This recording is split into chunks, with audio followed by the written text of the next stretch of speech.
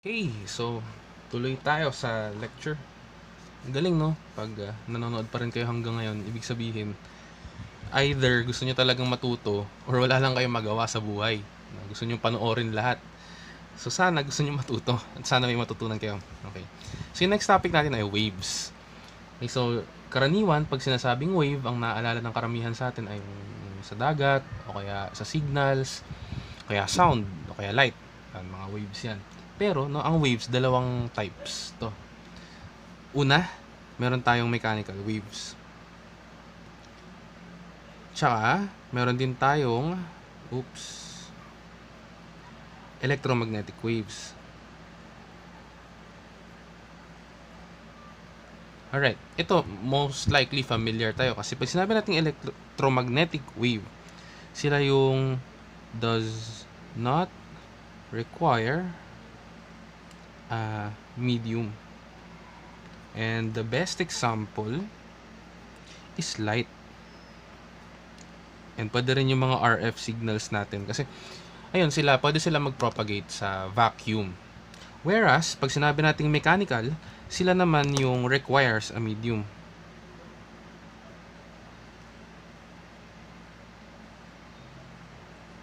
Okay, so example nun, sound.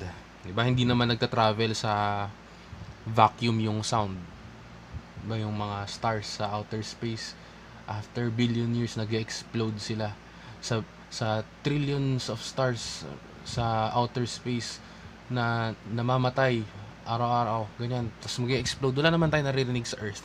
Kasi hindi nagpo-propagate ang sound sa vacuum kasi mechanical wave siya. Okay.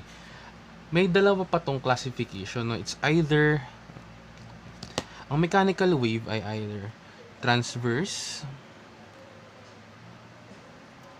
or longitudinal. Okay, so pag sinabi natin ang isang wave ay transverse wave, ang motion niya up and down, up and down. For example, kung paano siya ma-disturb up and down, perpendicular yun. So, kung paano siya mag-propagate. Okay, so, lagay natin dito perpendicular. Whereas, yung longitudinal, kung paano siya ma-disturb, parallel naman sa propagation niya. So, sila yung mga wave na nagko-compress, expand, compress, expand, ganyan. Alam niyo yung parang sa mga slinky, sa mga spring. Parallel yung disturbance niya. Okay. Now, sa mga yan, no, usually pagka ano ba yung transverse, kunyari sa gitara, 'di ba? Pag nagpa-pluck or nagsa-strum kayo ng gitara, vertical yung disturbance, pero horizontal yung propagation. Horizontal kasi yung string eh. So pag ganun siya magpo-propagate horizontal. Ang sound ay longitudinal. Sir, 'di ba yun lang din naman yung example mo dito? Hindi. Yung wave kasi na yun, nasa tali pa lang. Ngayon, pag magpo-propagate yung sound na pinoproduce ng tali sa hangin, magiging longitudinal yun. Diba? Para kasing nagva-vibrate yung strings na hinahampas niya yung air molecule sa harap niya. Isipin nyo yung parang air molecules. Ito yung string. Napupush yung air molecules. Nangyayari, nagko-compress and expand. Okay? So sound is under longitudinal. Alright. Now, basic idea. Okay? Ang sound ay gumagamit ng compression at expansion. Which means, kailangan niya ng molecules or atoms na i-compress at i-expand. Ang implication nun, pag wala masyadong molecules or atoms dun sa medium, mahirapan siya. Ano ibig sabihin nun? Mas preferred ng sound yung maraming molecule or atom. Ibig sabihin, ang sound fastest in solids. Ayos. Now, ito namang light. Kung advance natin ng konti, no? Kung naalala nyo pa yung electromagnetic waves natin, yung E, yung transverse, yung H transverse din. So parang ang motion naman ng mga electromagnetic wave in general is transverse. So idea ngayon sa transverse wave is pag maraming molecule dyan sa medium niya, may hirapan siya mag-pass kasi pwede siyang ma-absorb ng molecules. Isipin niyo parang ganito. Molecules. Yan. Tapos ito yung sinusoid mo. Pak, pwede siyang ma-absorb. Na ang mangyayari, ma-attenuate. Na-absorb kasi siya ng molecules. So, ibig sabihin, habang parami yung molecules, pahina yung electromagnetic waves. So, sila naman, saan sila pinakamabilis? Fastest in gases. So, syempre, pag isasama natin yung vacuum, di sama nyo yung vacuum. Syempre, sa vacuum sila pinakabilis. Alright, so ganito. Sa video na to, ang focus natin is mechanical. Okay? Isa-separate natin tong e-mags. Now, punta muna tayo sa transverse. Sa transverse wave, ulit lang natin dito transverse. Yung formula natin dyan, velocity of propagation, basta small v, no, sa physics velocity, T over mu. Okay? So, ang ibig sabihin nito, T is tension nung string na ginamit mo. So, newtons yun. Tapos, yung mu naman ay mass per length. Kilograms per meter. Kumbaga, kung gaano ka bigat yung medium. So, kumbaga sa gitara ka, 'di ba? String 1 to 6, iba-iba yung bigat nila. So, iba-iba yung mu nila. Kasi pag tinono mo, iba-iba rin yung tension nila. Ibig sabihin, iba-iba yung velocity of propagation nung sound doon. Okay? Ngayon, pag longitudinal naman,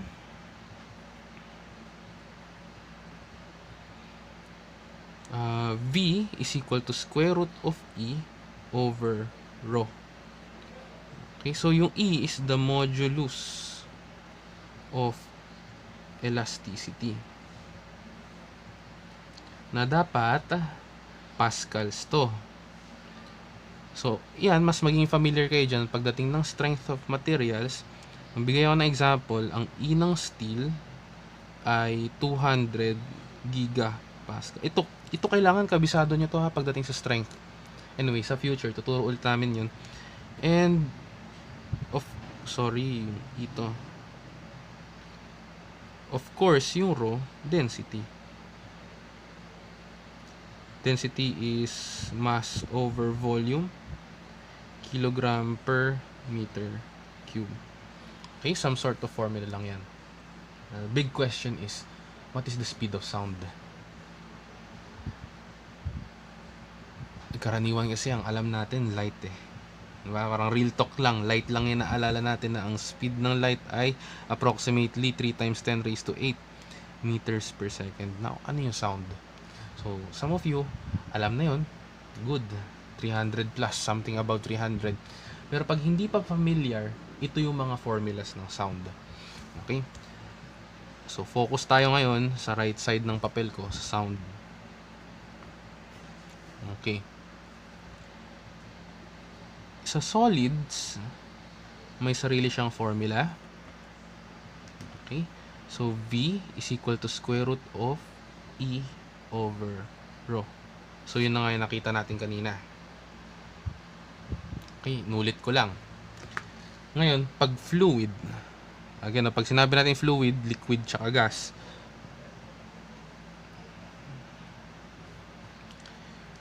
okay, dito magiging nakakalito. So, una nating formula, square root of B over rho. Okay, so ano yan? So, yung B is equal to bulk modulus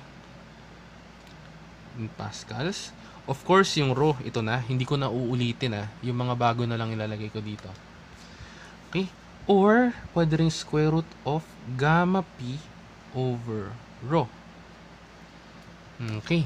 So, yung gamma, pag napanood nyo na yung sa chemistry natin, no? Hopefully, napanood nyo na. Ang gamma ay yung adiabatic constant. Okay. Dalawang values. Gamma is equal to 1.67 pag monoatomic. Gamma is equal to 1.4 kapag diatomic. So, recall nyo yung pag sinabi nating diatomic, sila ngayon nasa have no fear of ice cold beer air. Okay. So, P is pressure, of course. Okay, pero unlike sa chem, no, ang ginamit natin sa chem ay ATM, atmospheric pressure. Magpa-pascals na tayo dito. Okay, or pwede rin siya, third formula natin, square root of gamma R T over molar mass or molecular mass. Ginawa kong mm kasi yung m nga nakakalito. Baka ma-misinterpret nyo as mass. Okay, so ang bago dyan yung R. Well, universal gas constant lang din yan.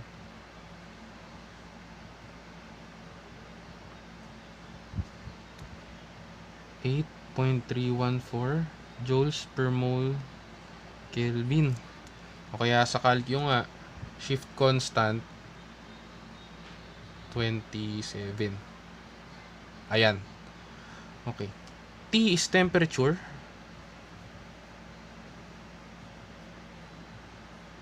Of course, gagamitin natin dito Kelvin, no? Kasi yung formula natin wala namang delta, so bawal kayo mag Celsius dyan. Mm is molecular mass or molar mass, na dapat i-express nyo in terms of kilograms per mole. Usually kasi yung mm, di ba, grams. Okay, so yan na yung formulas natin. Review. Ano ulit ang STP? Okay, STP. Anong standard temp? 0 degrees Celsius. Anong standard pressure? 1 atm. So, pag i-convert nyo to, dapat gawin yung 273.15 Kelvin. Ito naman, 101,325 pascals. Siya yung pinakahuling constant. Shift constant 40. Ayan, ATM.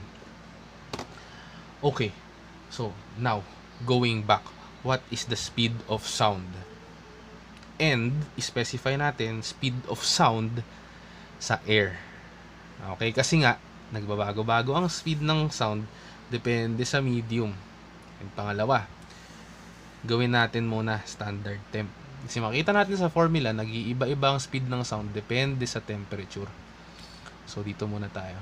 Okay, so gamitin natin to. So, question. What is the speed sound? Air 0 degrees Celsius. Okay. V is equal to square root of gamma RT over mm. So, aling gamma yung gagamitin mo? Dapat gamitin mo 1.4 kasi yung air ay diatomic. 1.4. 8.314. Temperature mo, di ba 0? So, kailangan mo lang mag plus 273. Lagyan natin 0.15.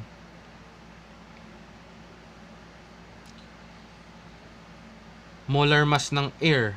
So, nung chem, binanggit ko yon na ang approximate molar mass ng air ay 28.97 grams per mole.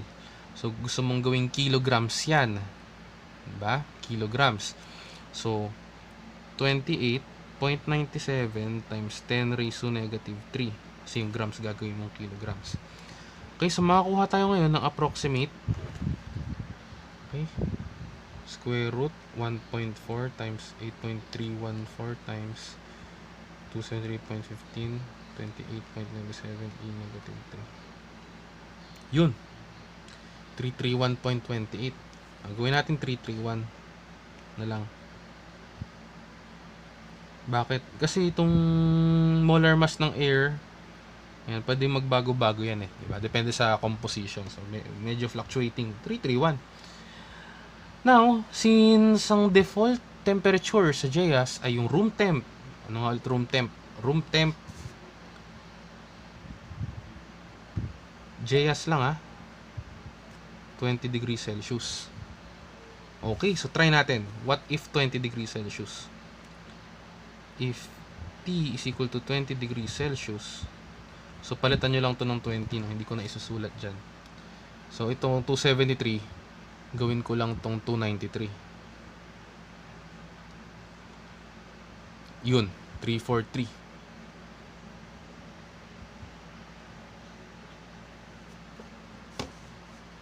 So sir, paano kung tinanong sa boards yan, what is the speed of sound? Tapos nasa choices sila pareho. Ito yung technique na na dapat inaalam nyo. Hindi naman sinasabi sa mga libro 'yon, di ba?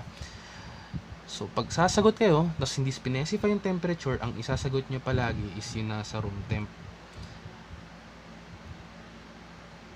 Kasi sa GEAS, ang default temperature natin is 20 degrees Celsius nga. Sinabi ko na rin to nung chem. 343. Now, medyo hassle yung formula, may square root, pero yan yung mas exact. Ang ginagawa lang nung iba, may approximation tayo. Temperature is less than 20 degrees Celsius. V can be approximated as 331 plus 0.6 TC. Okay, box natin yung mga formula.